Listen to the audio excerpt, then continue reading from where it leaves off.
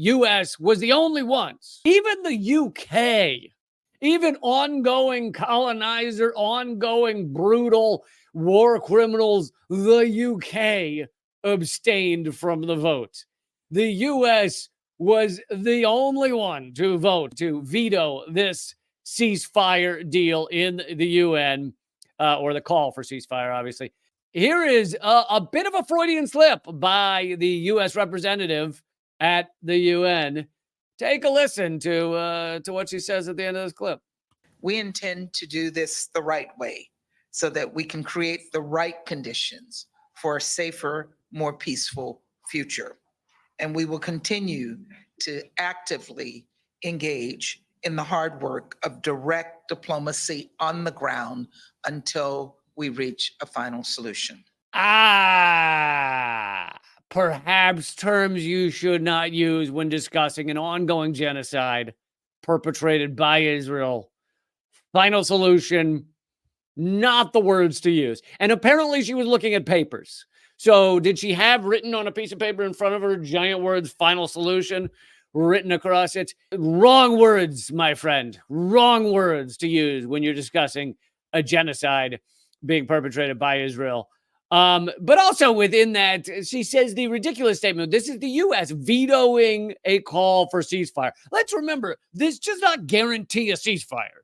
The UN voting for ceasefire does not mean it happens. This is just the UN saying, we would like for there to be a ceasefire. There needs to be a ceasefire. That's what it is. And even that, the U.S. had to veto to make sure it didn't happen, to make sure the UN did not call for a ceasefire. She said, look, we really want a ceasefire. Oh my goodness, do we want a ceasefire? But we've got to do it right.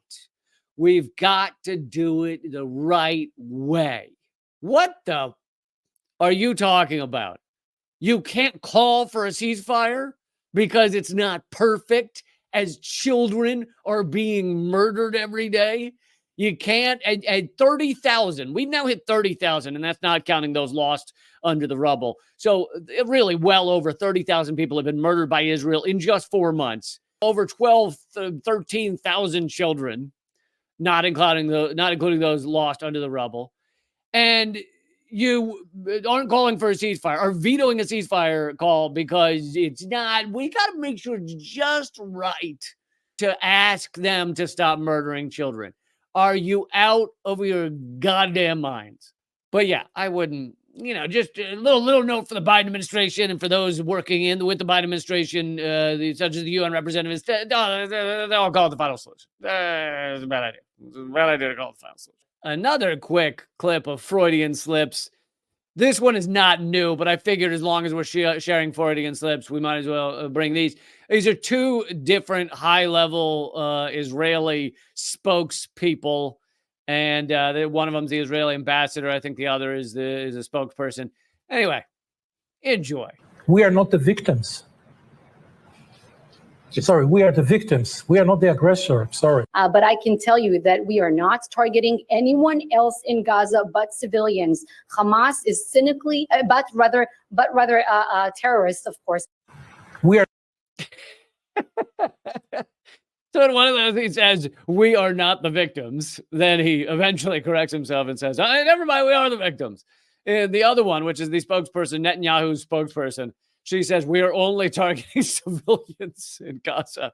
Again, Freudian slips. You got to love Freud for at least that. Even if you have issues with certain other things he did, you got to love that Freud let us know what a Freudian slip is and that it often reveals truly what you're thinking, truly what you're believing